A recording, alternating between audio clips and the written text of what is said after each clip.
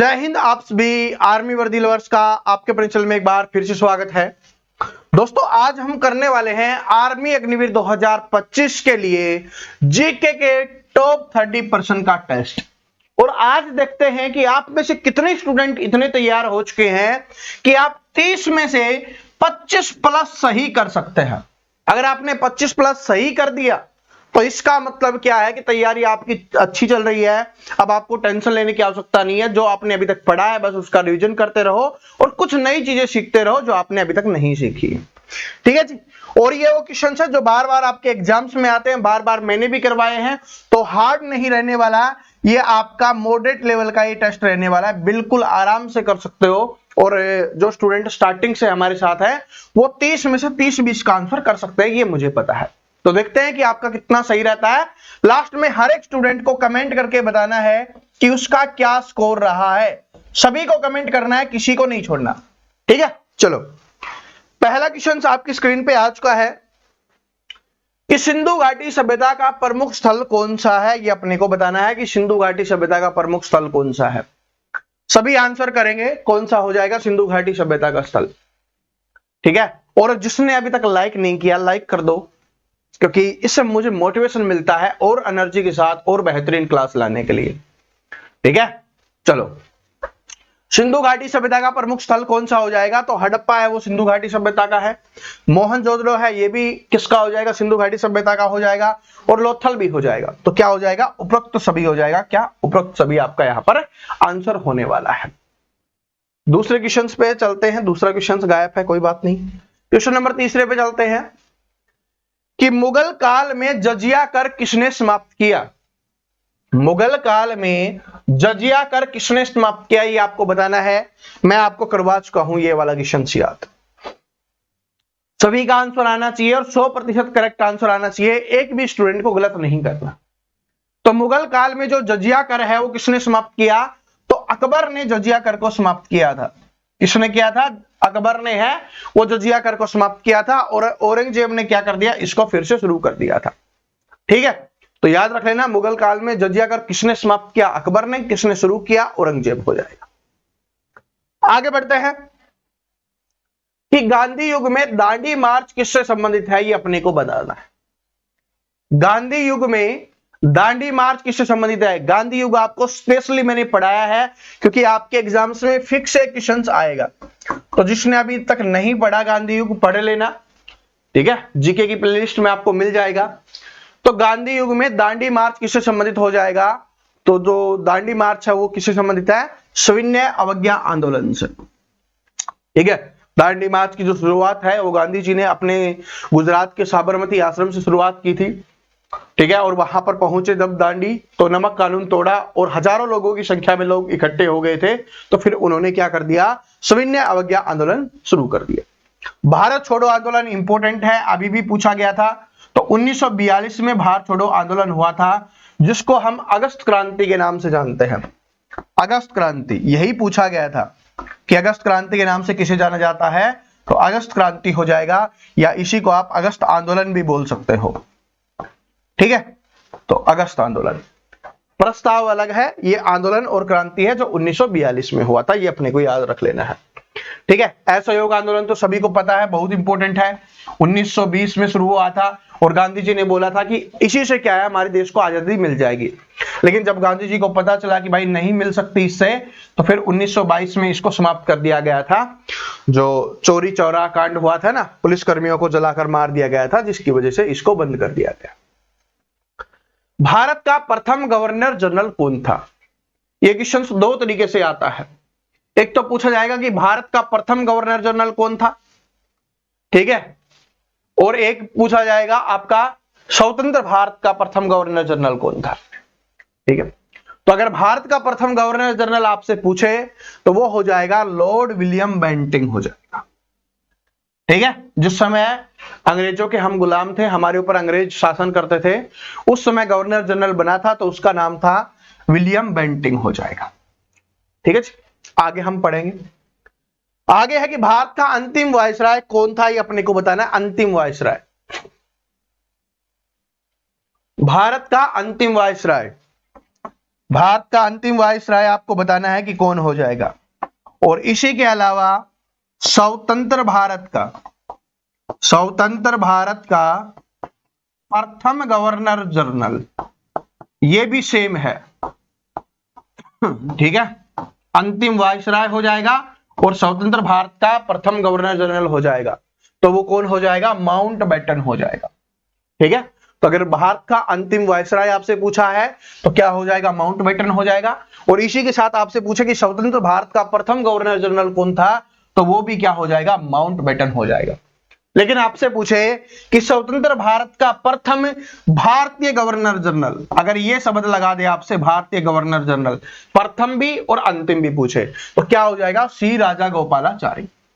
स्वतंत्र भारत का प्रथम भारतीय, ठीक है, प्रथम भारतीय गवर्नर जनरल, और प्रथम के साथ साथ अंतिम, क्योंकि इसके बाद गवर्नर जनरल के पद को हटा दिया गया। तो प्रथम और अंतिम गवर्नर जनरल कौन था? सी राजागोपालाचारी, भारतीय अगर पूछे तो, ठीक है। वैसे पूछेगा तो माउंटबेटन हो जाएगा। और भारत का अंतिम वायसराय भी कौन हो जाएगा? माउंटबेटन हो जाएगा। और प्रथम गवर्नर जनरल भारत का, स्वतंत्र का नहीं, भारत का, जब अंग्रेजों ने बनाया था तो उस समय हो जाएगा विलियम बेंटिंक हो जाएगा, ठीक है। याद कर लेना, कंफ्यूजन होता है, अब नहीं होगा। चलो, वर्तमान में भारत के राज्यपाल की नियुक्ति कौन करता है? तो भारत के राज्यपाल की नियुक्ति किसके द्वारा की जाती है? तो राज्यपाल की नियुक्ति है वो किसके द्वारा की जाती है भाई? राष्ट्रपति जी के द्वारा की जाती है। किसके द्वारा की जाती है? राज्यपाल की नियुक्ति राष्ट्रपति जी के द्वारा। मुख्यमंत्री की नियुक्ति कौन करता है? मुख्यमंत्री की नियुक्ति करता है राज्यपाल।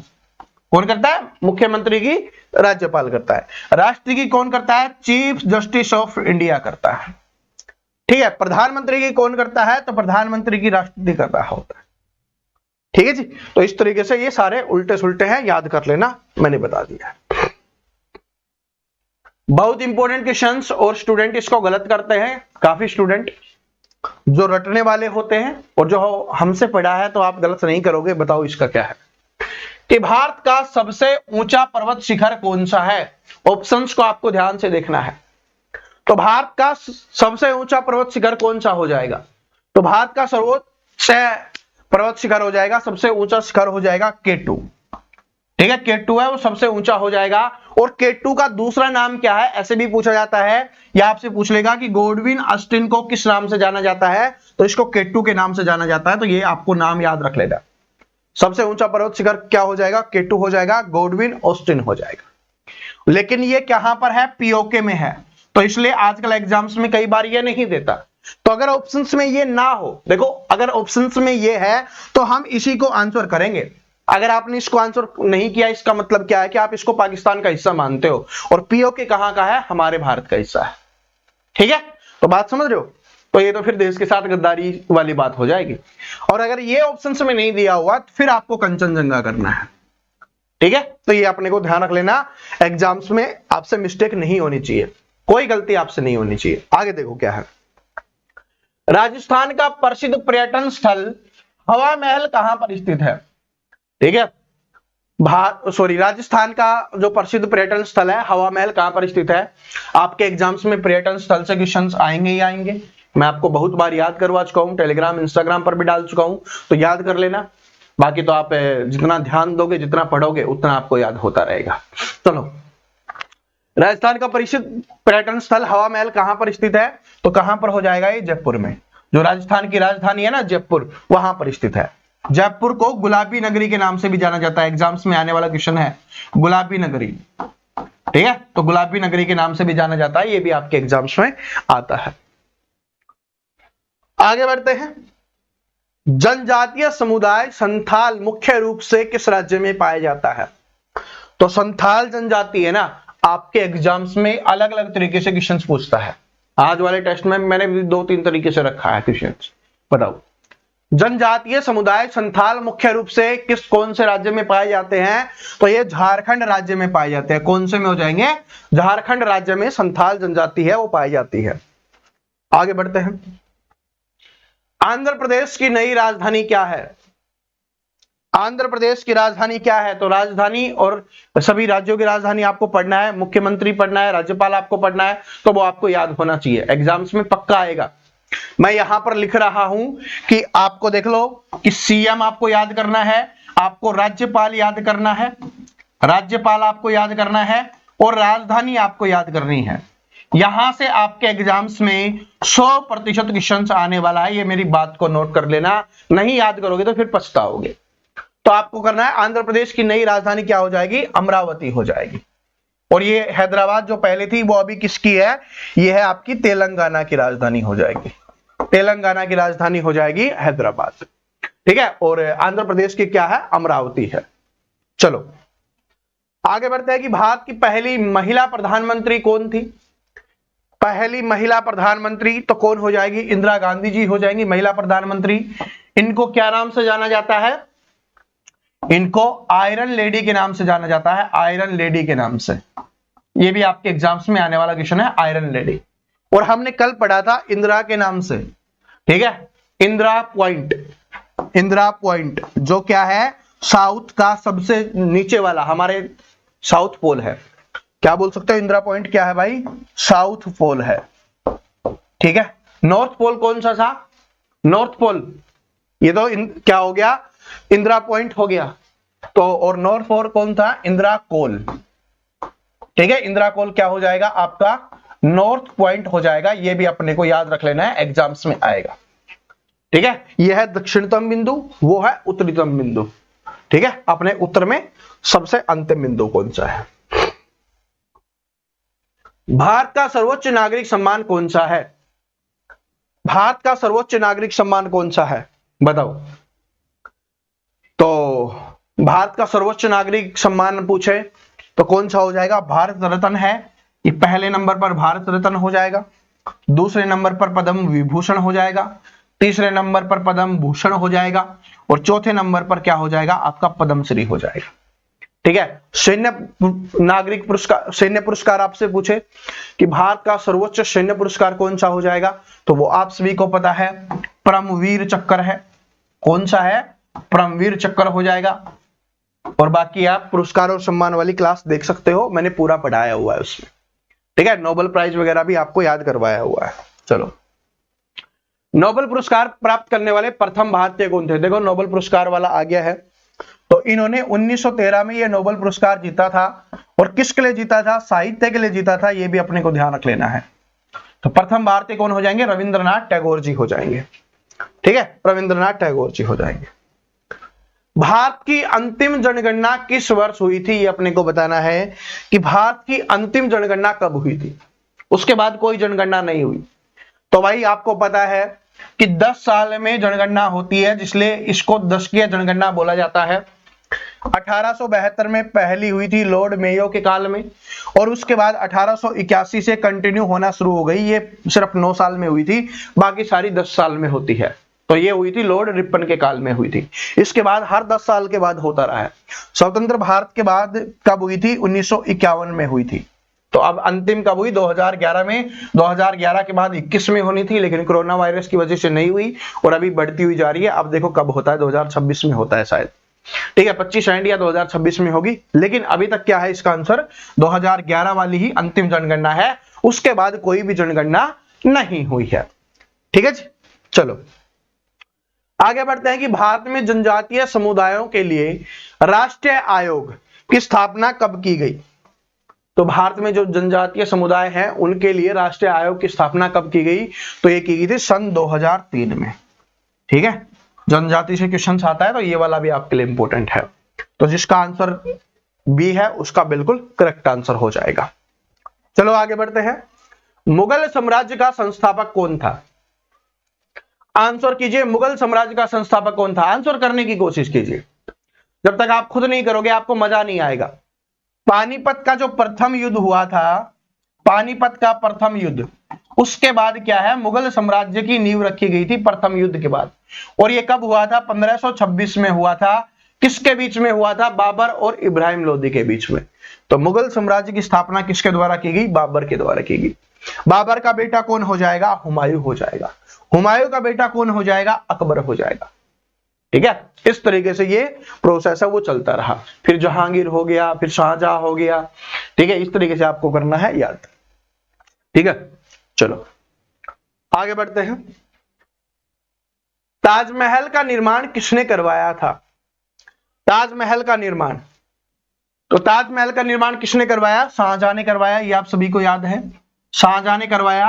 किसकी याद में करवाया था? मुमताज महल की याद में निर्माण करवाया था, ये अपने को ध्यान रख लेना है। और जहांगीर के काल में जो चित्रकला है वो बहुत ज्यादा फेमस हुई थी, चित्रकला का श्रवण काल रहा है। तो ये एग्जाम्स में आता है कि मुगल काल में चित्रकला का श्रवण काल कौन सा रहा था? तो जहांगीर के काल को रहा था। अगर शिल्प काल पूछा जाए तो वो हो जाएगा शाहजहां के काल में। ठीक है। विस्तार सबसे ज्यादा कब हुआ? अकबर के काल में हुआ। सबसे ज्यादा बुराई, सबसे कट्टर, सबसे खराब शासक कौन रहा? औरंगजेब रहा। ठीक है। चलो, जिसको जिंदा पीर भी बोला जाता है। गुप्त वंश की राजभाषा क्या थी? गुप्त वंश की गुप्त वंश की जो नींव रखी गई थी वो किसके द्वारा रखी गई थी? श्री गुप्त के द्वारा रखी गई थी। आपके एग्जाम्स में भी आता है। और इसकी जो राजभाषा थी वो कौन सी थी? संस्कृत थी। कौन सी हो जाएगी भाई? संस्कृत भाषा थी। आगे बढ़ते हैं। नवरत्न किसके दरबार में थे? ये एग्जाम्स में क्वेश्चन आता है। 2 व्यक्तियों के दरबार में नवरत्न रहे हैं। नवरत्न का मतलब है कि 9 ऐसे व्यक्ति जो रत्नों के समान हो, यानी बहुत इंटेलिजेंट व्यक्ति। तो नवरत्न किसके दरबार में थे? तो ऑप्शंस देखिए। तो क्या हो जाएगा? चंद्रगुप्त द्वितीय, या जिसको हम विक्रमादित्य भी बोला जाता है, उसके शासनकाल में रहे हैं नवरत्न। और अगर ये ऑप्शंस में ना हो तो ऑप्शन में आपको अकबर भी दिया जाता है। ठीक है। अकबर और चंद्रगुप्त द्वितीय के शासनकाल में रहे हैं भाई नवरत्न। ठीक है। ये 2 व्यक्ति हैं जिनके राजपाट में नवरत्न रहे हैं। ठीक है। अब ऑप्शंस कौन सा देता है ये याद रख लेना, क्योंकि आप सभी ने सिर्फ अकबर रट रखा था, तो अकबर ऑप्शंस में ना देके ऐसे क्वेश्चंस आ जाते हैं, तो एग्जाम्स में इंपॉर्टेंट है। तो ये टेस्ट है ना, वो आपको आईना दिखाने के लिए है कि ऐसे ऐसे क्वेश्चंस भी आ सकते हैं। और लास्ट में सभी को कमेंट करना है, जोश ठंडा नहीं होना चाहिए किसी का। अगर जोश ठंडा हो रहा है तो बता दो, अगर जोश ठंडा हो रहा है तो बता दो, आपको मोटिवेट कर देंगे। तब तक आप इस क्वेश्चन का आंसर कीजिए कि सिंधु घाटी सभ्यता की लिपि कैसी थी। ठीक है। मैं आपको शायरी सुनाता हूं, मैंने खुद लिखी है आपके लिए। ठीक है। चलो, पहले इसको करो, पहले इस क्वेश्चन को करो, फिर मैं आपको शायरी सुनाता हूं। निकल गई है, मैंने निकाल लिया। सिंधु घाटी सभ्यता की लिपि कैसी थी? तो चित्रात्मक लिपि है, जिसको अभी तक नहीं पढ़ा गया है, अच्छे से नहीं पढ़ा गया, बस चित्र वगैरह से ही समझा जाता है, तो उसको क्या बोल सकते हो आप? चित्रात्मक लिपि हो जाएगी। ठीक है। कौन सी लिपि है? चित्रात्मक लिपि है। मोहनजोदड़ो का शाब्दिक अर्थ क्या है? आप इसका आंसर करने की कोशिश कीजिए, और कोशिश क्या करिए, तब तक मैं आपको और मोटिवेट करता हूं। ध्यान से सुनना, शायरी बहुत प्यारी शायरी है कि पहननी है फौज की वर्दी तो जागो तुम, आलस छोड़कर अपने लक्ष्य की तरफ भागो तुम, यह वक्त लौट कर दोबारा नहीं आएगा, एक बार निकल गया तो बेटे तू पछताएगा। बताओ कितनी प्यार से लिखी है आपके लिए। ठीक है। तो याद रख लो कि पहननी है फौज की वर्दी तो जागो तुम, आलस्य छोड़कर अपने लक्ष्य की तरफ भागो तुम। अब आलस्य छोड़ने का समय आ गया है, बहुत कम समय बचा हुआ, छोड़ दो। मूवी देखना, फिल्म देखना, दोस्तों के साथ जाना, कुछ भी जो भी करते हो छोड़ दो। गर्लफ्रेंड बॉयफ्रेंड बात करना बंद कर दो, क्योंकि अगर जॉब नहीं लगी तो वो चले जाएंगे, और जॉब लग गई तो वो कहीं नहीं जाएंगे। समझ रहे हो? तो इस बात को नोट कर लो। और यह वक्त लौट कर दोबारा नहीं आएगा, एक बार निकल गया तो बेटे तू सिर्फ पछताएगा। ठीक है। अब आपके ऊपर डिपेंड करता है, और कैसी लगी ये बताना। मेहनत लगती है शायरी बनाने में। ठीक है। मेहनत किसी की उठा के नहीं डाली भाई, ऐसा नहीं कि कहीं से गूगल पे सर्च किया और उठा के डाल दे, नहीं, आपके लिए खुद मेहनत की जाती है, और तब आपको शायरी सुनाई जाती है। वरना मैं डेली नहीं सुनाता ना, क्योंकि डेली नहीं लिखी जाती, इनके पीछे काफी मेहनत लगती है। चलो, तो मोहनजोदड़ो का शाब्दिक अर्थ क्या हो जाएगा? मर्तकों का टीला हो जाएगा। क्या हो जाएगा? मर्तकों का टीला हो जाएगा। विशाल स्नानागार और विशाल अनानागार भी कहां पर मिले हैं? हमें मोहनजोदड़ो से ही मिले हैं, यह भी अपने को ध्यान रख लेना है।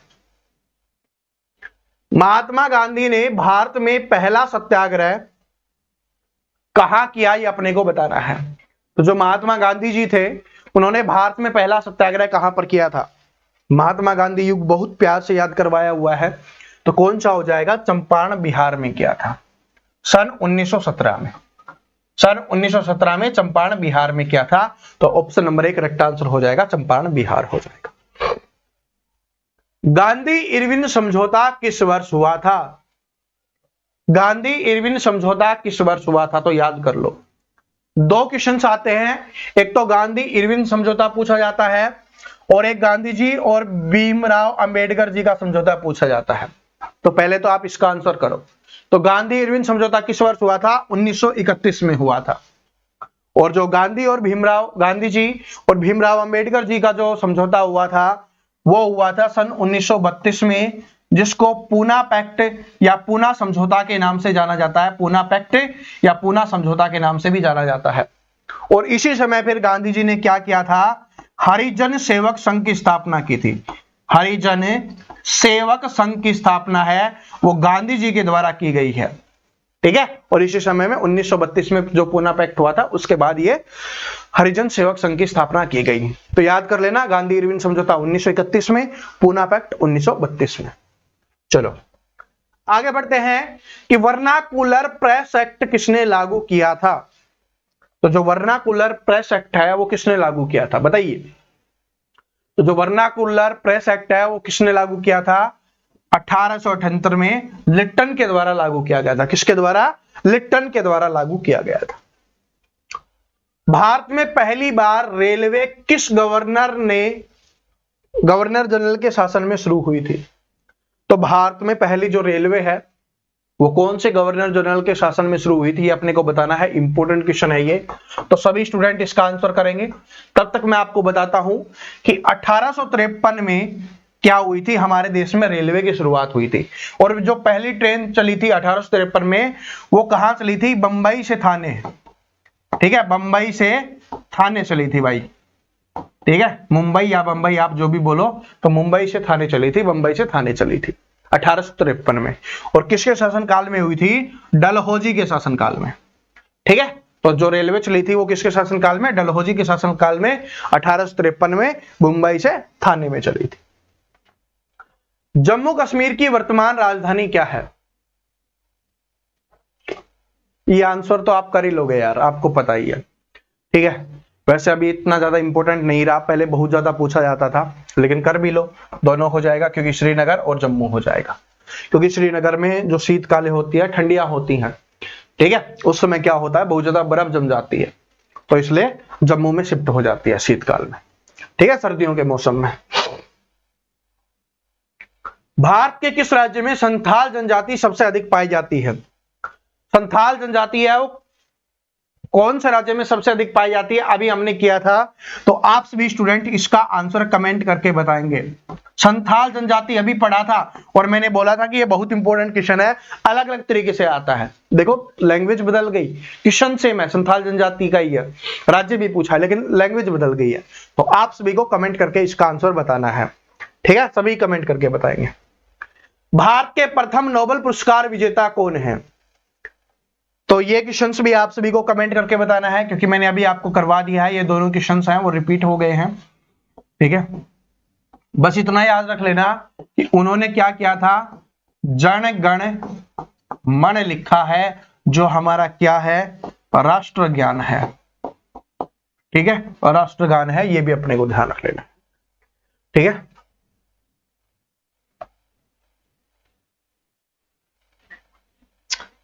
भारत की पहली महिला राष्ट्रपति कौन थी? तो भारत की पहली महिला राष्ट्रपति हो जाएंगी भाई प्रतिभा सिंह पाटिल जी। ये पहली महिला राष्ट्रपति है, ये पहली महिला प्रधानमंत्री है, ठीक है, ये अपने को याद रख लेना। और ये लोकसभा अध्यक्ष है। चलो आप सभी अब एक कमेंट करके बता दो कि आपका क्या स्कोर रहा है। दो क्वेश्चंस आपसे टेस्ट में पूछा है, तो 28 क्वेश्चंस में से आपका क्या स्कोर रहा है, ये सभी स्टूडेंट हैं वो कमेंट करके बताएंगे। और जितने भी नए स्टूडेंट आए हैं भाई, चैनल को जरूर सब्सक्राइब कर लेना। यहाँ पर मैथ, रीजनिंग, जीके, साइंस की आपको पूरी तैयारी करवाई जा रही है, आप प्लेलिस्ट से आप पढ़ सकते हो, ठीक है। और इंस्टाग्राम पर जरूर जुड़ जाना, वहां पर आज है एक वीडियो अपलोड होने वाला है जो आपके लिए इंपॉर्टेंट होने वाला है। जो अभी तक इंस्टाग्राम पर नहीं जुड़े, इंस्टाग्राम का लिंक है आपको डिस्क्रिप्शन में मिल जाएगा। इस वीडियो को लाइक शेयर जरूर कर देना। तब तक मिलते हैं नेक्स्ट वीडियो में। हंसते रहिए, मुस्कुराते रहिए, पढ़ते रहिए। जय हिंद, वंदे मातरम।